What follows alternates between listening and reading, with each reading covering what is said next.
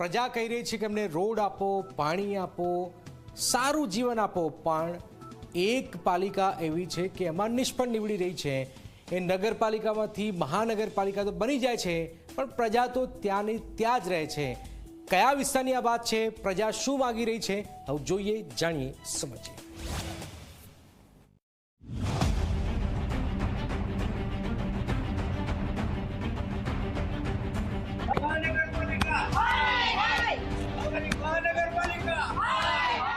નવસારી શહેર જે મહાનગરપાલિકાનું ગૌરવ ધરાવે છે, પરંતુ અહીંની ખોડિયારનગર સોસાયટીના રહીશો મૂળભૂત સુવિધાઓથી વંચિત છે। રોડ, ડ્રેનેજ અને પીવાના પાણીની સમસ્યાએ અહીંના 150થી વધુ ઘરોના રહીશોનું જીવન મુશ્કેલ બનાવ્યું છે।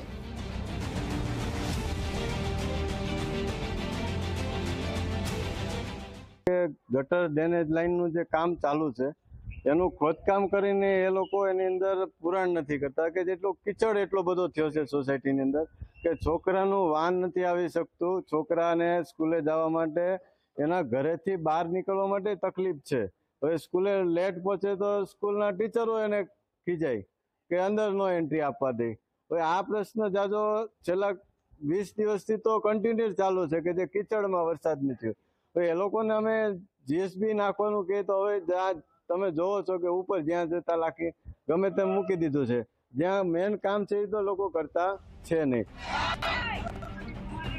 ખોડિયારનગર જે નવસારીના પશ્ચિમ વિસ્તારમાં મિની સૌરાષ્ટ્ર તરીકે ઓળખાય છે, અહીં રસ્તાઓ ખોદાયેલા છે, ડ્રેનેજ લાઇન નાખવામાં આવી, પરંતુ કામ અધૂરું છોડી દેવાયું। ખાડાઓ અને કાદવ કીચડથી ભરેલા રસ્તાઓએ વાહનોની અવરજવર અશક્ય બનાવી છે। સ્કૂલ વેન અને એમ્બ્યુલન્સ પણ અહીં પહોંચી નથી શકતી।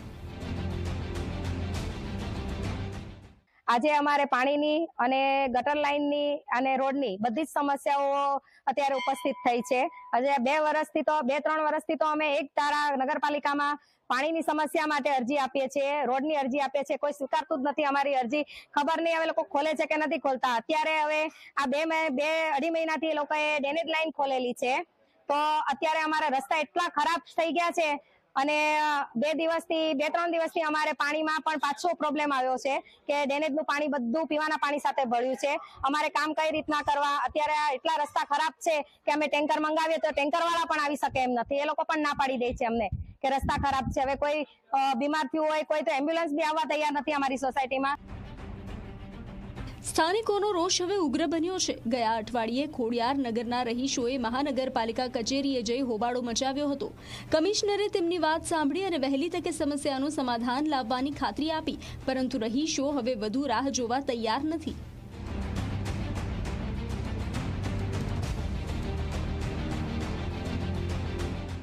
ખોડિયારનગર સોસાયટીના જે છે રિપ્રેઝેન્ટેટિવ અમારા પાસે આવ્યા હતા। રોડની ગટર લાઇન જે અત્યારે કામગીરી ચાલે છે આની અને પાણીની રજૂઆત કરી છે। આમાં ચોક્કસપણે તપાસ કરાવીને આગળના જે છે એક્શન લઈશું અને કોઈ અધિકારીની પણ જે છે આમાં જિમ્મેવારી બનશે કે જેના કામ નહીં કરવાના કારણે કે કોઈ ઇરાદાપૂર્વક જે છે આમાં ડિલે કર્યું છે એની પણ તપાસણી કરવામાં આવશે અને આગળ જે છે પગલાં લેવામાં આવશે। ઓલરેડી જે પહેલી એજન્સી હતી અમારી ડ્રેનેજની એજન્સી, આના સમયમાં ઓલરેડી અમે પગલાં લેવાના ચાલુ કરી દીધા છે। બીજી એજન્સીના કોઈ ઇન્ટરનલ ઇસ્યુના કારણે જે છે કામગીરી અટકી પડી છે, તેમ છતાં અમે એન્શ્યોર કરીશું કે જે પણ વ્યવસ્થિત એજન્સી હશે આના પાસેથી જે છે કામગીરી હવે ઝડપી પૂર્ણ કરાવીશું। નવસારી મહાનગરપાલિકાની આ બેદરકારીએ ખોડિયારનગરના 1000થી વધુ રહીશોના જીવનને અસર કરી છે। ઝાડા ઉલટી જેવી બીમારીઓ વધી રહી છે અને સ્થાનિકોને રોજબરોજની મુશ્કેલીઓનો સામનો કરવો પડી રહ્યો છે। પ્રશ્ન એ છે કે નવસારી મહાનગરપાલિકા ક્યારે આ સમસ્યાઓનું નિરાકરણ લાવશે? ખોડિયારનગરના રહીશોની રાહ હવે લાંબી થઈ રહી છે। ધવલ પારેખ, ઝી મીડિયા, નવસારી।